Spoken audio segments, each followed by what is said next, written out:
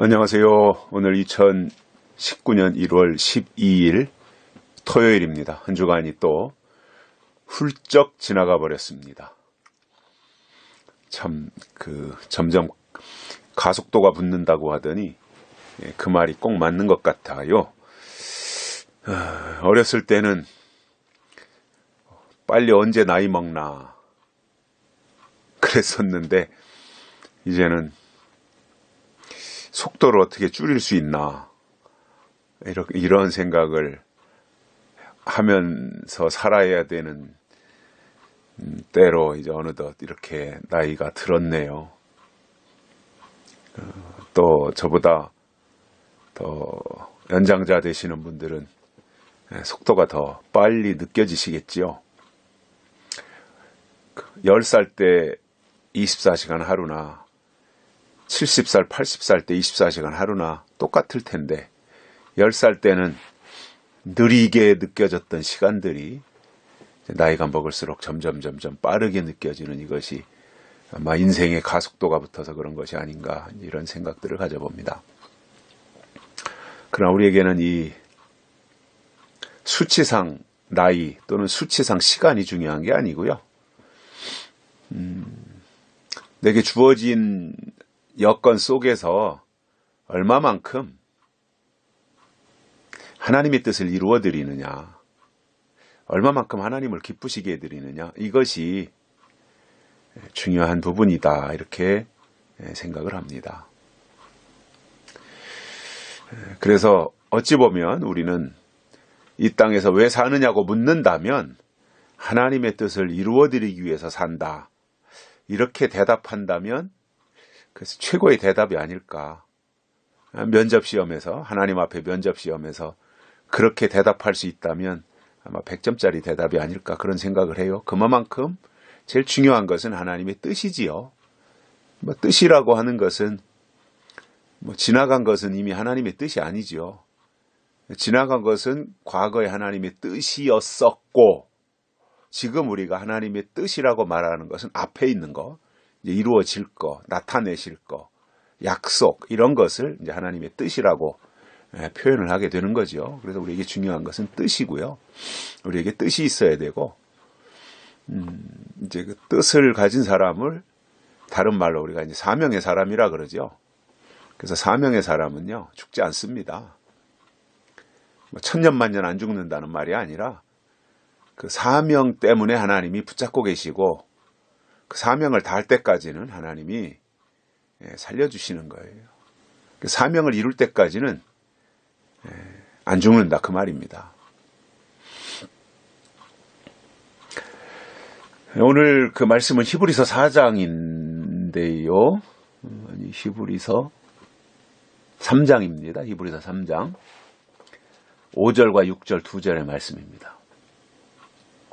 또한 모세는 장래에 말할 것을 증거하기 위하여 하나님의 온 집에서 사환으로 충성하였고 그리스도는 그의 집 맡은 아들로 충성하였으니 우리가 소망의 담대함과 자랑을 끝까지 견고히 잡으면 그의 집이라. 아멘.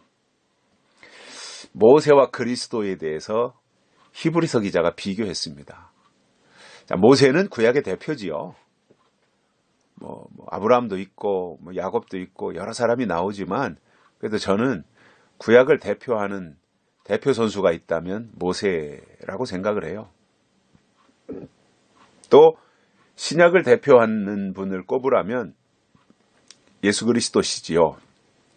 물론 그분이 하나님이시고 하나님의 아들이시니까 이렇게 대표라고 표현을 하는 것이 적절한지 모르겠습니다만은 아무튼 그 인간의 몸을 입고 이 땅에 오신 그 예수님, 물론 베드로도 있고 사도 바울도 있고 하지만 저는 예수 그리스도가 신약을 대표하는 분이다 이렇게 표현을 하고 싶습니다. 그런데 그 구약을 대표하는 모세와 신약을 대표하는 그리스도를 비교해 보면 모세는 사환으로 충성했고 그리스도는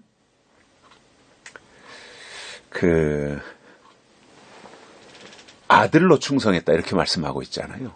사환, 종으로 충성한 것과 아들로 충성한 것은 이게 비교가 안 되죠. 종은 아무리 충성하고 아무리 노력하고 아무리 주인에게 잘 보여도 신분이 종입니다. 종.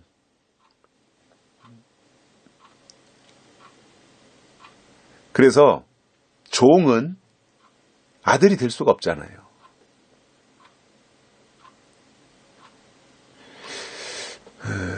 그런데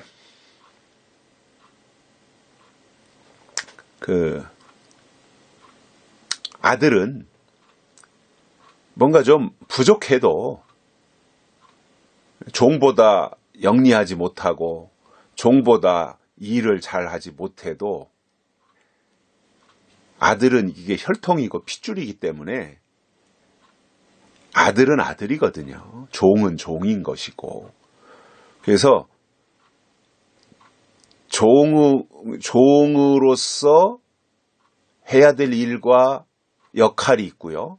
아들로서 해야 될 역할이 있는 거다라는 거지요.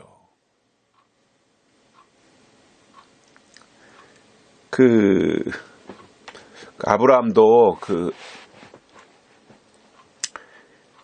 자기가 아들을 낳을 것이다. 100세 아들을 낳을 것이다. 그런데 기다린다라고 하는 것이 자기를 보면 환경을 보면 사실상 기다리는 게 어려워요.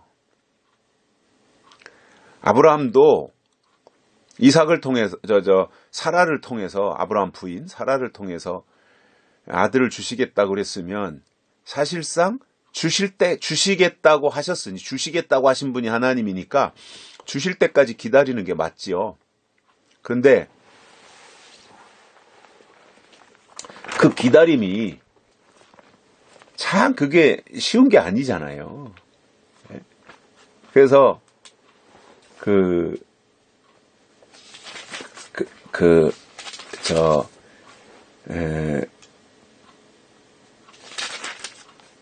인간적인 생각을 하고 뭐 아브라함이 자기를 보고 자기 부인을 봐도 뭐 자식을 낳을 가능성이라고 하는 게 없잖아요. 그래서 아브라함이 인간적인 방법으로 아무래도 보니까 뭐 도저히 시간이 지나도 자식을 낳을 가능성들은 점점 없어지고 그런 가운데서 아브라함이 집에서 데리고 있던 종이 엘리에셀이었나요? 종의 이름이? 갑자기 종의 이름이 지금 헷갈리는데 엘리에셀이었나? 엘리에셀. 근데 그 종을 영리하고 똑똑하고 하니까 그 종을 아들로 삼아야 되겠다. 아브라함이 인간적으로 그 생각을 했었던 거죠. 그런데 하나님은 아니라는 거예요. 아니라는 거예요. 그래서 창세기 15장에서 아브라함의 태도를 보면 종 엘리에셀을 아들로 삼아야 되는 거 아니야? 이렇게 생각을 했는데 하나님은 노 하시잖아요. 왜냐? 종은 종이라는 거예요. 종이 아들이 될 수 없다는 거죠.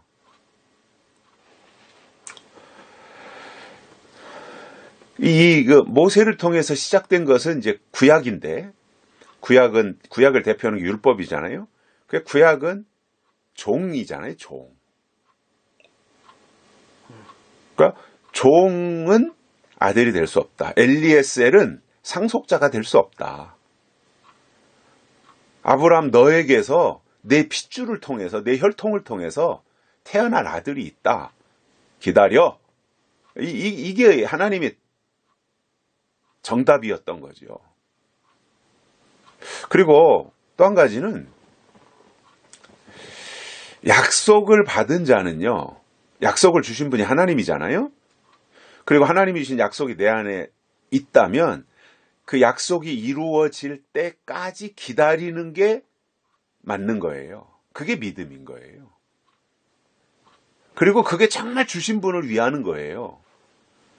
주신 분이 하나님이시고 하나님이 주신 것이 약속인 것이 확실하다면 그 약속이 이루어질 때까지 지루해도 힘들고 어려워도 기다려야 됩니다. 그래서 믿음이 뭐냐면 하나님이 주신 약속을 붙잡고 그 약속이 이루어질 때까지 기다리는 게 믿음이에요. 그래서 약속이 없으면 믿음 없어요. 이 시대도 마찬가지예요. 예수님이 다시 오신다라고 하는 그 약속이 있어야 믿음이 있지, 약속이 없는 곳에 절대 믿음 없어요. 저는 장담합니다, 이걸.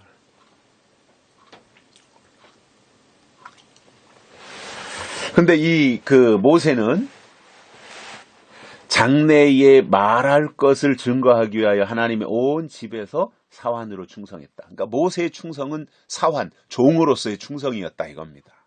그리고 실질적으로 구약은 종의 신앙이잖아요.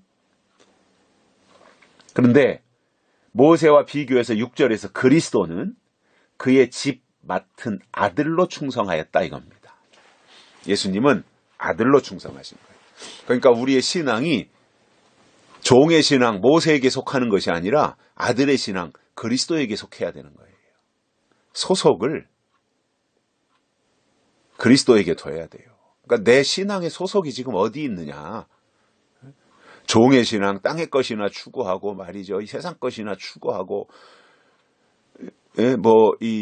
시키는 거나 하고, 이게 종의 신앙이잖아요.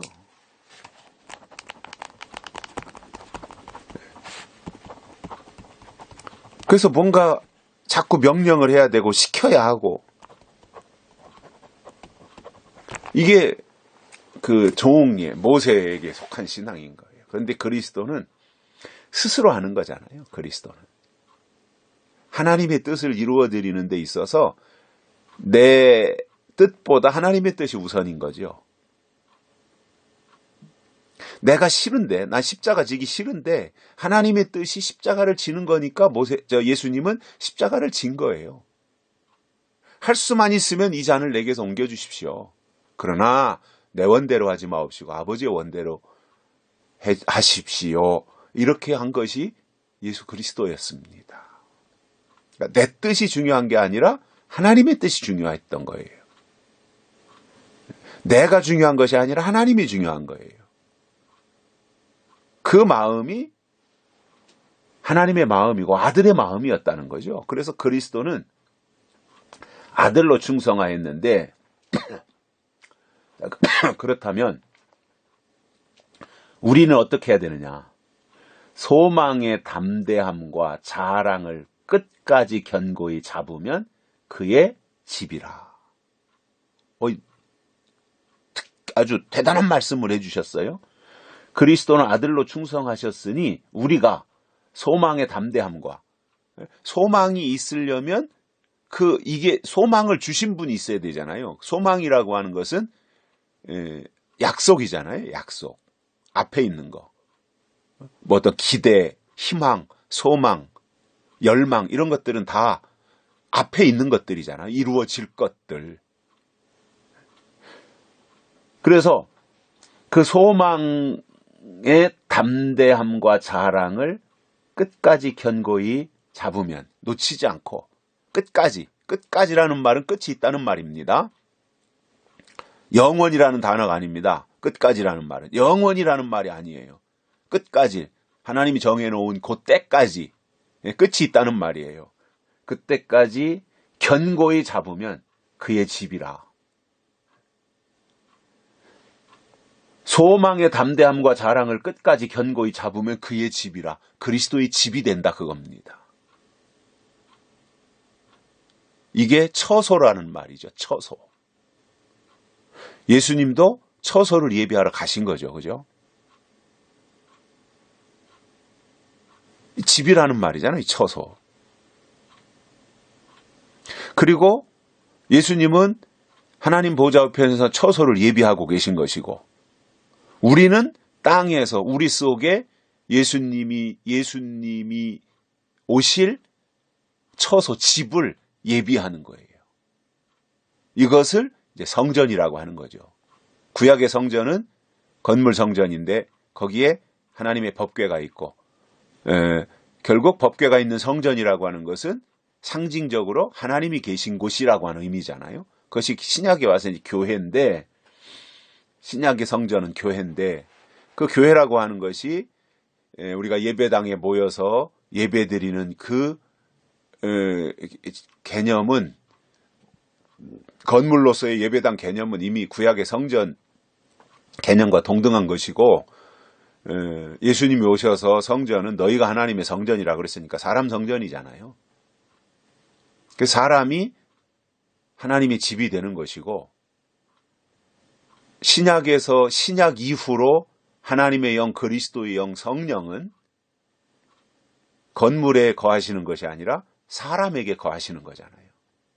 그래서 구약에서 하나님이 성전에 계신 것은 그 하나님의 상징이 법궤였기 때문에, 법궤, 어떤 물건, 그 속에 들어있는 만나 항아리라든가 십계명 돌판이라든가 아론의 지팡이라든가 이런 것들을 담아서 저장하고 보관한, 그것이 이제 어떤 상징성을 가지고 하나님의 임재, 이렇게 이제 말했던 것이고, 신약에 와서는 이제 구약의 모든 제도가 다 바뀌어서 신약에서는 우리 사람 속에 하나님의 말씀이 임하는 거잖아요. 그래서 사람이 법궤가 되고 사람이 성전이 되고 사람이 하나님의 집이 되는 거잖아요. 그래서 사람이 중요한 거예요. 그래서 우리가 하나님의 형상을 회복해야 되는 거예요. 에덴 동산에서 선악과 따먹고 잃어버린 하나님의 형상을 이 마지막 때 다시 잃어버린 하나님의 형상을 회복해야 되는 거예요. 그래서 에덴 동산에서 잃어버린 신락원을 복락원으로 만들어야 되는 거잖아요. 그래서 창세기 1, 2, 3장이 신락원을 말한 거라면 계시록 20, 21, 22장은 복락원을 말하는 거거든요. 하나님이 그것을 하시겠다는 거예요. 그래서 그 복락원을 위해서 예수님이 이 땅에 오시는 거예요. 때가 되면. 그런데 오실 때가 임박했다는 거죠. 멀리 오래 남지 않았다는 거죠. 임박했다는 거죠. 여러 상황들을 보십시오. 지금 세상 돌아가는 거, 교회 돌아가는 거, 사람들 마음 씀씀이, 이런 것들을 잘 보시면 이게 지금 끝자락에 와 있구나, 이것을 느낄 수 있어요. 그리고 성경을 보고 영적으로 이렇게 보면 이게 지금 끝이구나, 이게 마지막 오메가 포인트에 와 있구나, 지금 이제 종점이구나, 종점. 이것을 느껴야 됩니다. 아직도 출발점인 줄 아는 사람들이 있어요. 한심한 거죠. 아직도 출발점인 줄 알아요. 종착점이에요, 지금. 그래서 우리가 그의 집이 되는 신앙이 돼야 되는 거예요. 그의 집. 그래서 그 집으로 예수님이 오시도록, 그 집으로 하나님이 오시도록, 그래서 우리가 성전이 되어서 하나님의 영이 우리에게로 오시도록, 그래서 그의 집이 되면 그분은 그 집으로 오시는 거예요.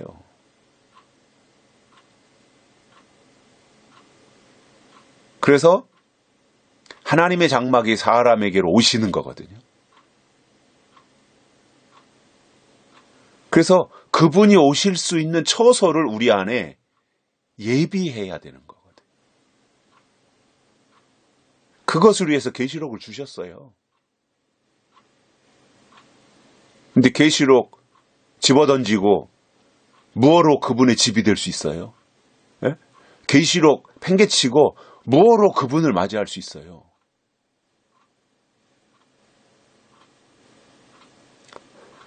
계시록을 집어 던지면 절대 아들 못 됩니다. 사환은 될 거예요. 사환. 모세 시대로 돌아가서. 계시록 집어 던지고 절대 아들 될 수 없어요.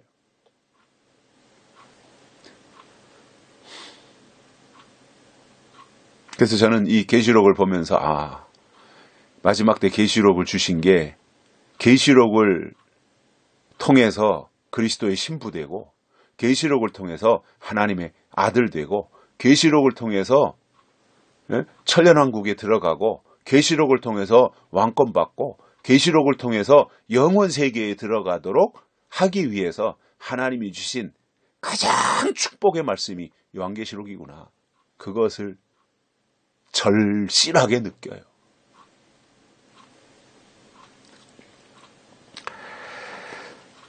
그래서 우리는 모세가 가졌던 그 역할도 대단한 거죠. 위대한 거죠.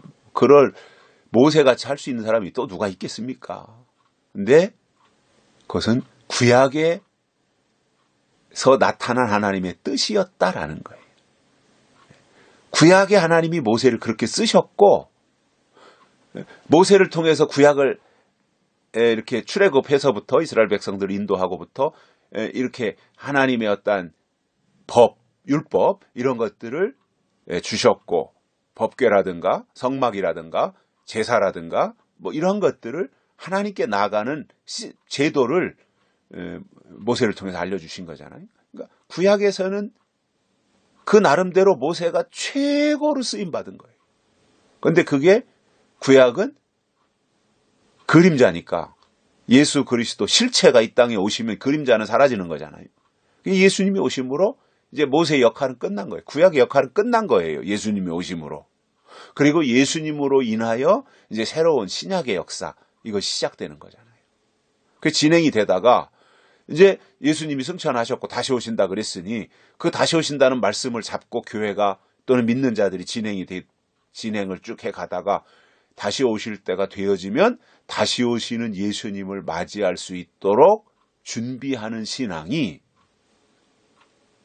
아들로서 충성하는 신앙, 하나님의 집 되는 신앙이다 이겁니다. 하나님이 지금 그 신앙을 원하고 계신 거예요. 10명이 모이면 어떻습니까? 100명이 모이면 어떻습니까? 1000명이 모이면 어떻습니까? 10,000명이 모이면 10만 명이 모이면 100만 명이 모이면 어떻습니까? 정말 아들로 충성하는 사람들이 모여 있다면 저는 숫자는 중요하지 않다. 아들로 충성하는 사람들이 모여 있는 그 자체가 중요한 것이다. 아들로 충성하는 그것이 5명이든 1명이든 100명이든 10만 명이든 14만 4천 명이든 그 하나님의 아들로 충성해서 그의 집이 되는, 그래서 그의 집들이 하나하나의 집들이 모여서 하나님의 나라를 완성하는 그 일에 쓰임받는다면 그것이 최고로 귀한 것이다. 그렇게 생각하거든요. 이제 이런 것이 하나님의 뜻인 것을 알았으니까 우리는 다른 욕심 내려놓고 그의 집이 되기 위해서 우리의 믿음을 다시 정돈하고 정리하고 믿음의 방향키를 다시 하나님께로 돌이켜서 하나님이 원하시는 방향으로 나아갈 수 있기를 바랍니다. 여기까지 하겠습니다. 감사합니다.